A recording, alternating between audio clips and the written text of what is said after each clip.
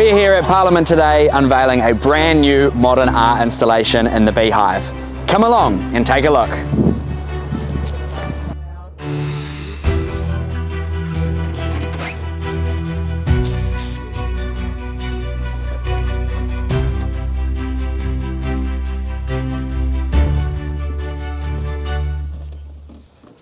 Today we're unveiling a brand new art installation here at the Beehive, but it's not funded by you, the taxpayer.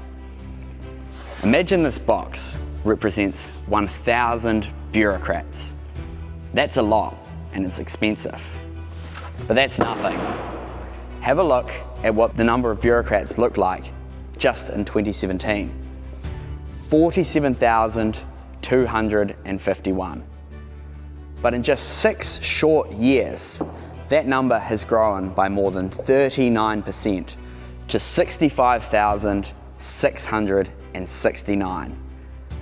That is a massive increase, yet we have seen nothing getting better as a result. Some people might complain that the size of the government's proposed cuts are too big or too heartless. Well, let's look at these brutal cuts with a little bit of perspective. While we're still waiting for the final figures, the proposals so far are a measly 4,000. That is simply not going to reverse the 18,000 increase we've seen in the past 6 years.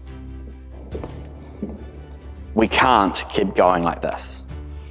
Under Grant Robertson, government spending increased by 84% in just 6 years. The number of bureaucrats grew by 18,000, but we're at risk of Nicola Willis continuing Grant's legacy. We're currently borrowing $75 million each and every day. Government debt just hit more than $90,000 for every household in the country.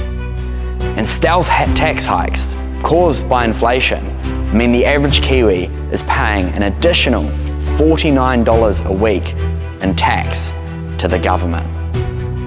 It's time to cut the waste, stop the borrowing, and provide tax relief to hard-working New Zealanders.